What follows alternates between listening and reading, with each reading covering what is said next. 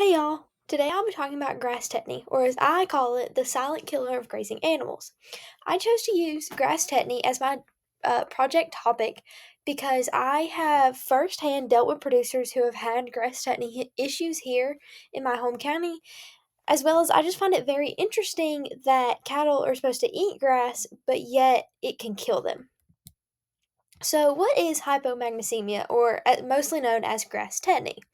Grass tetany is a neurological condition that mainly affects dairy cattle, beef cattle, and sheep. It is caused by low magnesium, whether that be a low consumption of magnesium or a low absorption of magnesium within the body. Most times, grass tetany is fatal. So, if a producer finds their animal and it has grass tetany, it is usually passed away, and you confirm it as grass tetany after the death. So, what causes grass tetany? It is caused by rapid growing and lush grass and forages.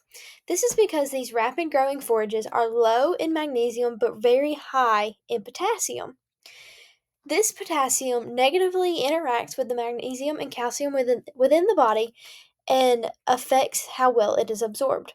So, therefore, because it's low, these lush grasses are low in magnesium, there's not enough magnesium being consumed, and then because you have this potassium negatively affecting the absorption, you don't have enough magnesium being absorbed within the body to do normal functions and have the amount of calcium that, or amount of magnesium that the animal needs. This happens with really any forages, wheats, or cereal grains. It's not as common with legumes, though. It is most common in the spring when grasses are changing their growing rates and growing patterns and start growing very rapidly and have a lot of new growth.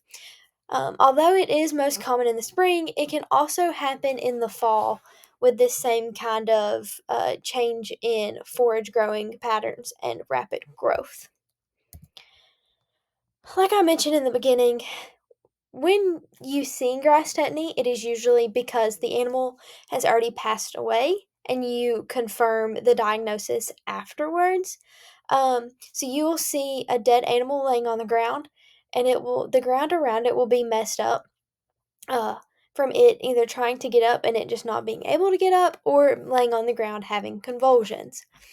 If you do happen to find an animal that has grass tetany and is not yet died, some of the symptoms you'll see, granted, they're all going to be neurological, but you'll see things such as the cattle just staring off into space, twitching, the inability to stand up straight without wobbling or be able to walk without wobbling. They'll also collapse while they're standing or walking. They'll have their head turned backwards, and then they'll have convulsions. And just a quick debrief, the pictures I am about to show you are of pictures of dead cattle, so it might be some sensitive content and you might want to skip forward a few slides. So these are some pictures of some animals that have had grass tetany. As you can see in the top left is a sheep who has had grass tetany and is dead on their side, also with that head kind of rigid and pointed backwards. In the top right, you can see some dead cattle as well, and you can tell that they had grass tetany because mainly the brown one in the picture, because again, she has her head turned backwards, and they're laying on their side, and you can tell that the grass is messed up around them. And then same with the bottom picture, you can tell how before she died, she was kicking at the ground and messed the ground up around her. And so that's really a telltale sign that they died of grass tetany because they were trying to move and they really couldn't. So, if you do happen to find an animal with grass tetany and they've not yet died, there are a few treatments you can do. The most recommended is a slow IV administration of calcium gluconate and magnesium borogluconate. However, you can also do a magnesium sulfide injection or a magnesium sulfide drench if it's magnesium sulfide powder and you mix it with water. That's the same with the next bullet, which you do a drench of, you mix 60 grams of magnesium chloride with 220 milliliters of water.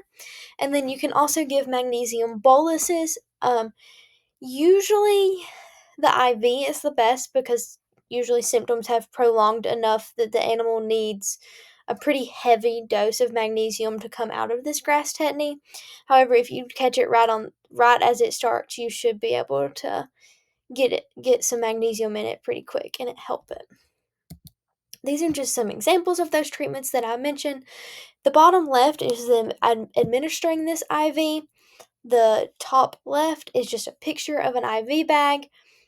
In the middle is a label just showing you kind of how much of each thing is in it. So you have dextrose, which is sugar, you have calcium, potassium, phosphorus, and magnesium.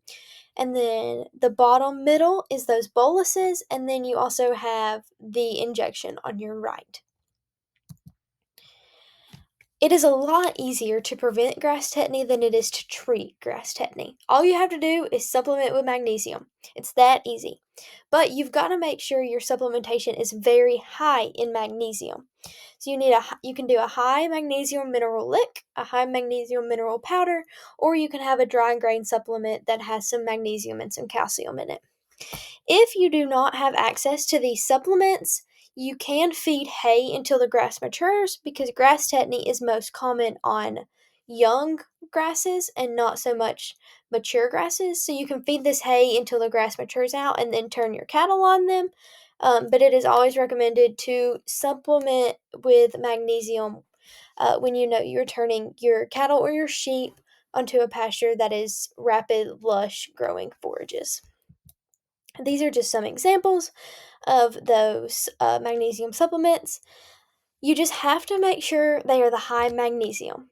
If you have cattle, especially older cattle that are prone to getting grass tetany, and you just get a regular mineral mix, it will not have a high enough magnesium content to help with this. So you have to make sure it says high magnesium, whether you mix it in a grain, you get a salt lick, or you get powder. So, in conclusion, grass tetany is most often fatal. However, it is easily preventable. You just need to supplement with magnesium when the seasons are changing and the forage growth rates are changing and they're most rapid. So, if you supplement with magnesium, you should be fine and your cattle and sheep will be okay. Just make sure you supplement with magnesium. So, thank y'all, and I hope you learned something about grass tetany today.